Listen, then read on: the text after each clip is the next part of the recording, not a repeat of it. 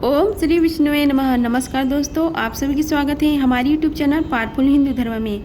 आज हम आप सभी को पुत्रता एकादशी कब है, उसके शुभ मुहूर्त, पूजा विधि, महत्व, कथा और उपाय के बारे में आप सभी को बता देंगे। आइए जानते हैं पुत्रता एकादशी कब है तथा उसका महत्व।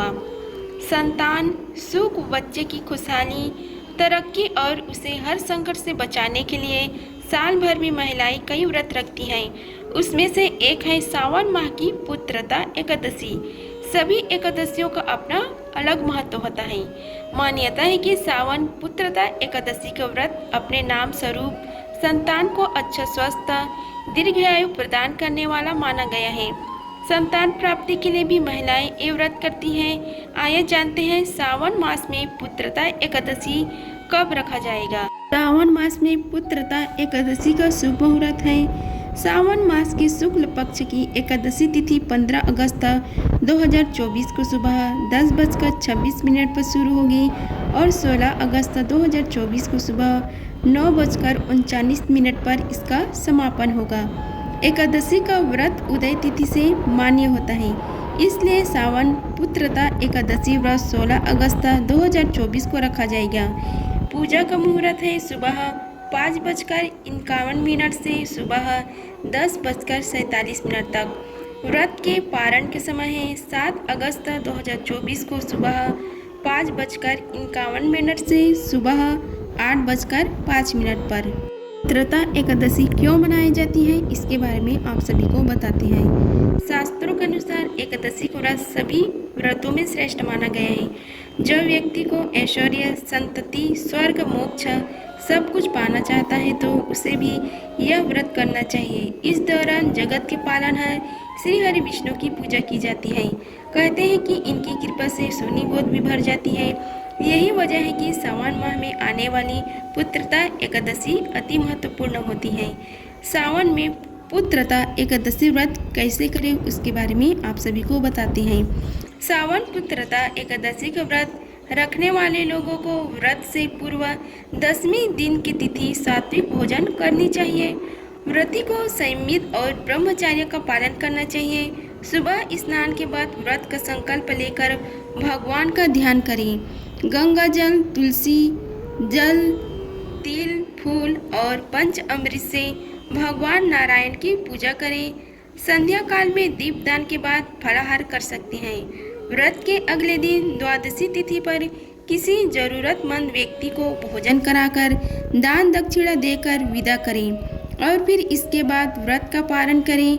मान्यता है कि इस तिथि से पूजा पाठ करने से संतान सुख की प्राप्ति होती है। अब हम आप सभी को पुत्रता एकादशी व्रत की पूजा विधि के बारे में बताते हैं। पुत्रता एकादशी के दिन सुबह जल्दी उठकर स्नान कर लें। घर मंदिर को गंगा जल से छिड़क कर पवित्र कर लें।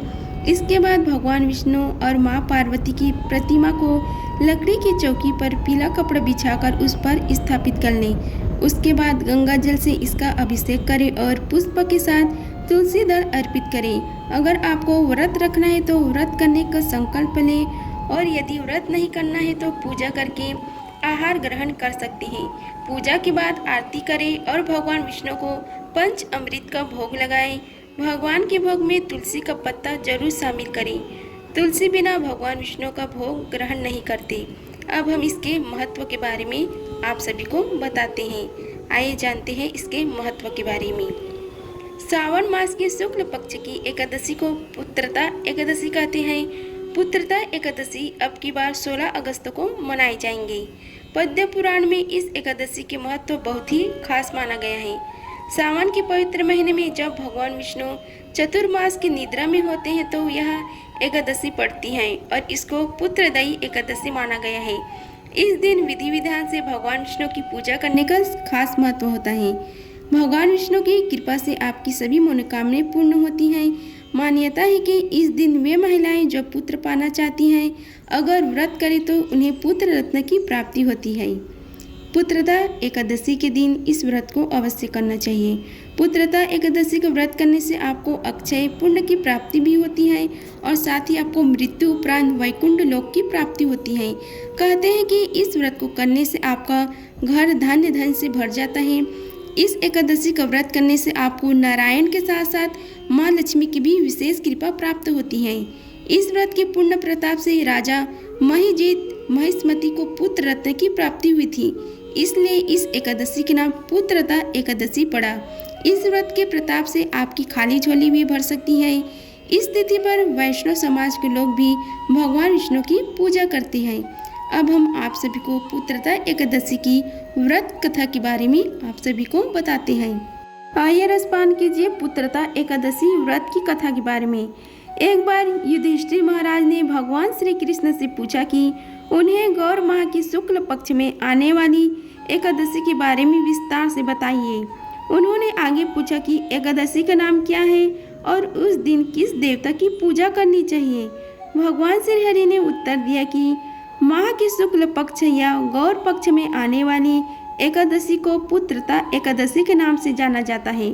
एक बार सुकेतुमान नाम का एक राजा था। वह भद्रवती नामक वंश पर शासन करता था। उनकी पत्नी का नाम सौभ्या था। उनके कोई पुत्र नहीं था। वे हमेशा यही सोचते रहते थे कि उनके वंश पर कौन शासन करेगा। दोनों बहुत परेशान थे। जब वे अपने पूर्वजों को तर्पण देते थे तो उन्हें लगता था कि उनके वंशजों में कोई भी उन्हें तर्पण नहीं देगा।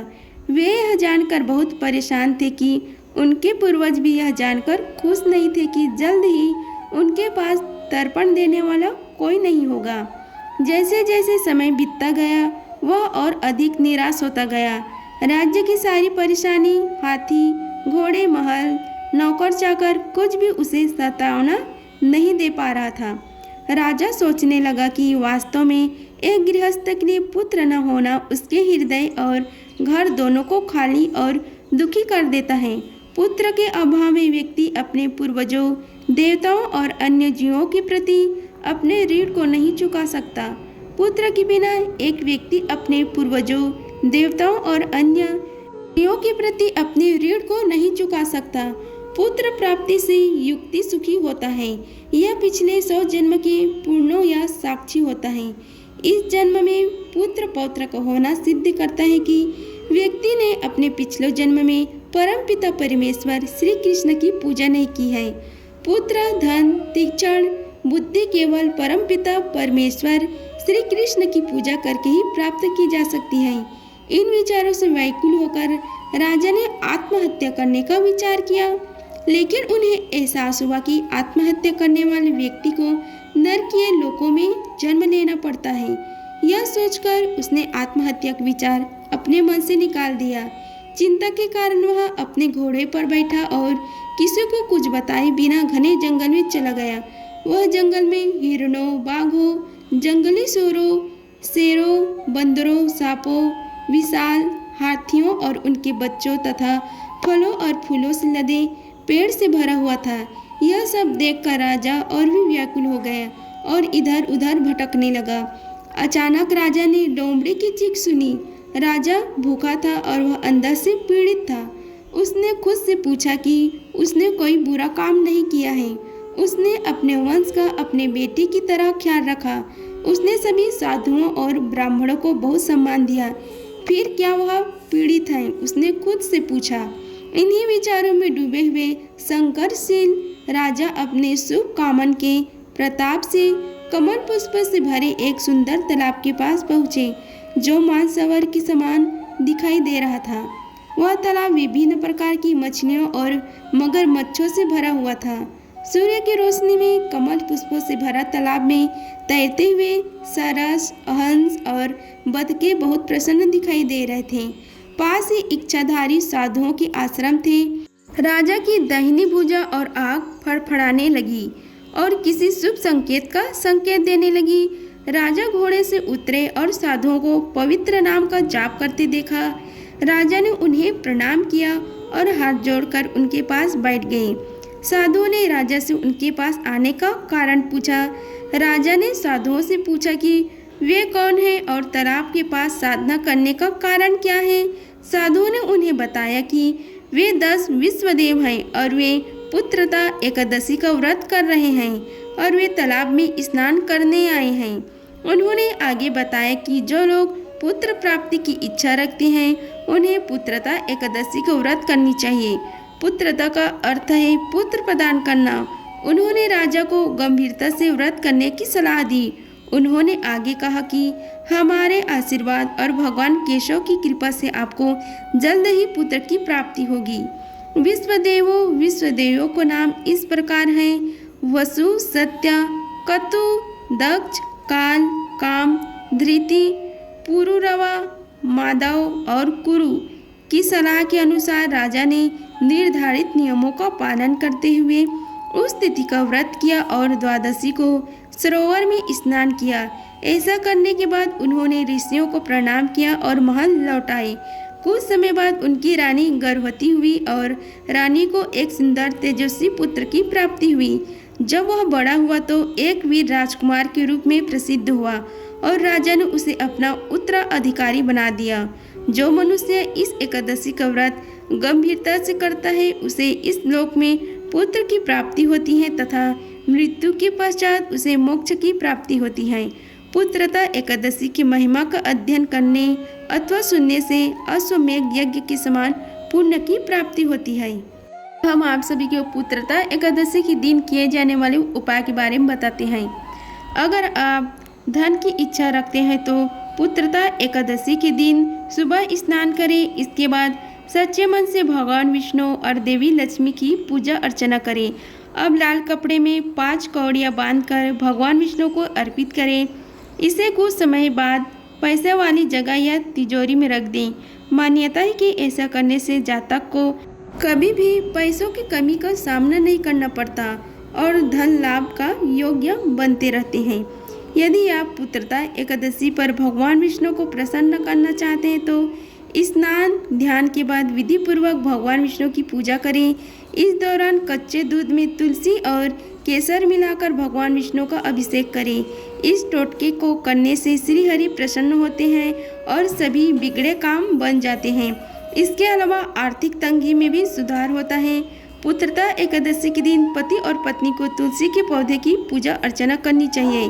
साथ ही पौधे पर कलावा बांधे। इस दौरान वैवाहिक जीवन में सुख शांति की कामना करें। माना जाता है कि इससे वैवाहिक जीवन में खुशियों का आगमन होता है। इसके अलावा तुलसी माता को 16 श्रृंगार की चीज़ें अर्पित करनी चाहिए। ऐसा करने से दाम्पत्य जीवन में लाभ देखने को मिल सकता है। पुत्रता एकादशी के दिन भगवान विष्णु की पूजा करने के विधान है, इसलिए इस दिन पूजा करते समय आप उन्हीं के अवतार भगवान श्री कृष्ण के संतान गोपाल मंत्र का जाप करें। ऐसा माना जाता है कि यह बेहद चमत्कारिक मंत्र है।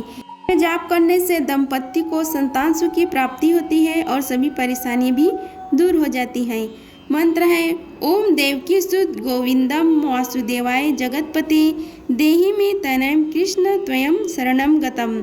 अगर आपके पुत्र की सेहत बार बार बिगड़ती रहती है तो सावन पुत्रता एकादशी के दिन भगवान विष्णु को तुलसी की माला अर्पित करें और इसके साथ ही भगवान को 108 बिलपत्र की माला भी चढ़ाएं। ऐसा करने से संतान की सेहत अच्छी रहेगी और भाग्य का भी साथ मिलेगा। सावन पुत्रता एकादशी के दिन संतान की तरक्की के लिए विष्णु सहस्त्र नाम का पाठ करें।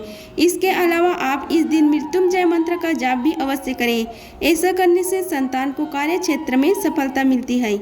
अगर आप भगवान विष्णु का आशीर्वाद पाना चाहते हैं तो सावन पुत्रता एकादशी के दिन ओम नमो भगवते नारायणाय मंत्र का कम से कम 108 बार जाप करें। ऐसा करने से आपके ऊपर विष्णु जी की कृपा बनी रहेगी और भाग्य उदय भी होगी।